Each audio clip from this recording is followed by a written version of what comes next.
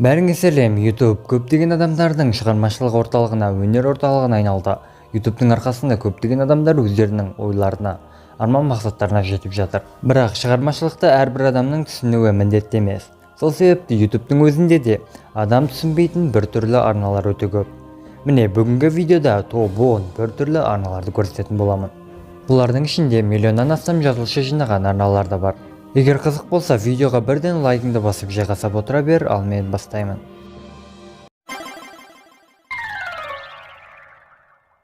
Ютубтағы біртүрлі арналардың қатарына сөзсіз кіретін ол Бенджамин Беннеттің арнасы.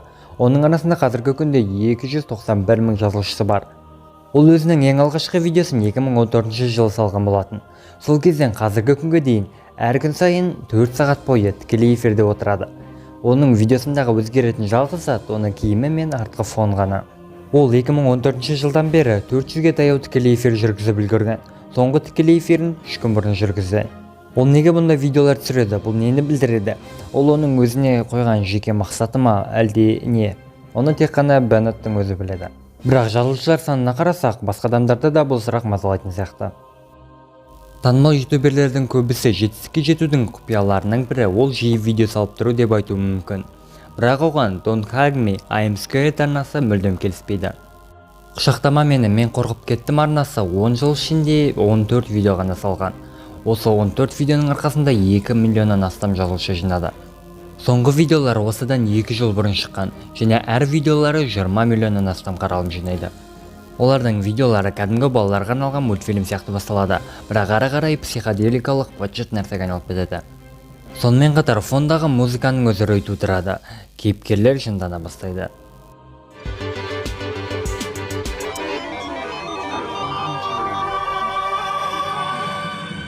Тағы бір біртүрлі анимациялар жасайтын арна Серияк, 2 миллионнан астам жазылушысы бар. Бұл арнада қорқынышты немесе жиіркенішті анимациялар жоқ. Дегенмен де анимациялары түсініксіз, абстракты және біртүрлі. Көріп отқан кезде денең тітіркеніп кетеді.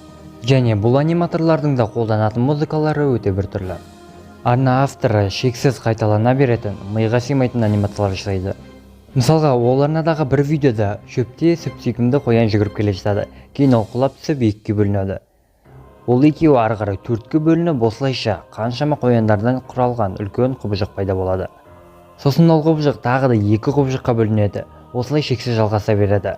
Және бұның бәрі фондағы психоделикалық музыкамен жалғасады.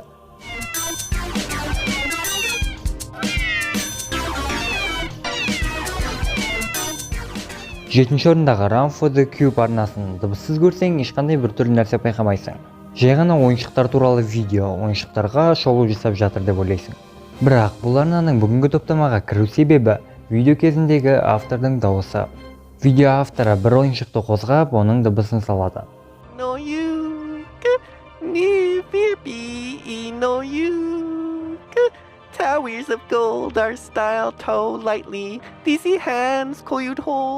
Алтыншы орында 191 мың жазылушысы бар WebDriver Torso деген арна.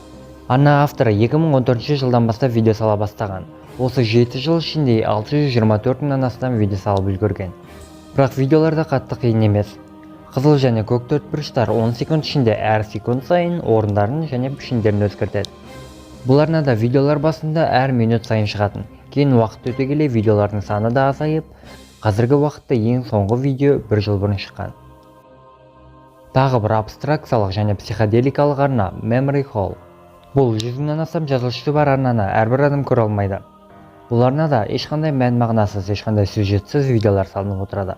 Бұл видеоларды көрген адамдардың көбісі өздерінде паникалық шабуыл пайда болған және видеоны ары қарай көре алмай кеткендерін мойындайды. Атмосфераны видеоның ескі пленкаға түсірілген сияқты болғандығы береді, және де біртүрлі дыбыстар мен ақаулар. Бұл арнада осындай видеолар жеткілікті, және соңғы видео тек 4 апта бұрын ғана шыққан.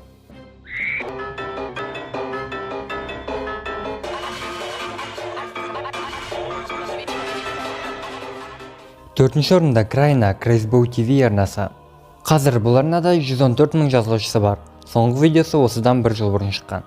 Автор шамамен 80 жылдардың соңындағы Шығыс Европа балаларына арналған оқу программасын салып отырады. Бірақ бұл программаны балалар көре алады деп ойламаймын. Және ең бір түрлісі жүргізушісінің өзінің көздерінің суреті салынған көзәйнекті киюі. Бұл видеоларда ешқандай да бір қорқынышты немесе жиіркенішті кадрлар жоқ, дегенмен де атмосферасы өте үрейлі.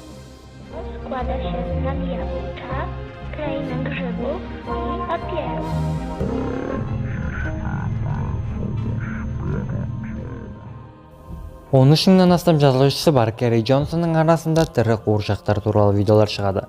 Видеоларда әртүрлі силикондық бетперделерге толықтай шолу жасалады, бірақ автордың түрі көрінбейді және дауысы естілмейді. Кейбір адамдар бұны өнердің бір түрі деп ойлап, оның видеоларын қызығып қараса, ал кейбіреулеріне ол жиіркенішті болып көрінеді. Видеоның астындағы статистикаға қарасақ та, лайк пен дизлайк саны бір-біріне жақын. Соңғы кезде оның арнасында тағы да басқа осындай силикондық маска киетін адамдармен интервьюлар шыға бастады. Біраз фейсблог арнаның өзінің атау айтып тұрғандай, бұл арнада бет пен нан туралы видеолар шығады. Қазір 6500-ден астам жазылушысы бар. Арна авторы көбінесе видеоларында нан мен біртүрлі нәрселер істейді. Мысалға бет мен нанды жады. Бұл арнада нансыз да біртүрлі видеолар жеткілікті. Оның музыка қосып қойып 20 минуттай камераға қарап билеп тұрған, немесе жай ғана жатқан видеолары бар.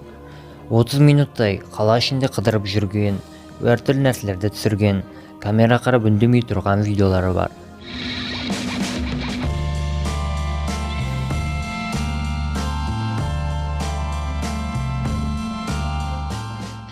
Бірінші орындағы Cold 3D World арнасының авторлары 3D модель жасаудан шебер екендігі сөзсіз. Дегенмен де олардың видеоларында ойға сыймайтын түсініксіз нәрселер орын алып жатады. Біртүрлі 3D модельдер өздерінің әлемдерінде неше түрлі нәрселерді істейді. Олардың видеоларынан адамның қалай өз-өзін жасап, өз-өзін бутылканың ішіне салып жатқанын көруге болады. Немесе аспаздардың адамдардың ішінде пышақпен ойнап жатқанын, бастарында ғаламшары бар адамдарды көруге болады.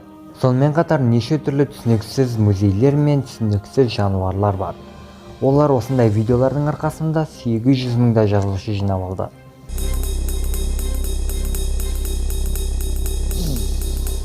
Мінеке, ютубта осындай неше түрлі арналар бар екен. Видео түсіріп жатқан кезімде мен өзім жынды болып кете жатадым. Сол себепті қолдау көрсетіп, лайктарыңды басып кетіңдер. Және де тағы да басқа осындай видеолар жіберіп алмас үшін арнаға тіркеліп, өздерінің жақсы комментарияларыңды қалдырып кетіңдер.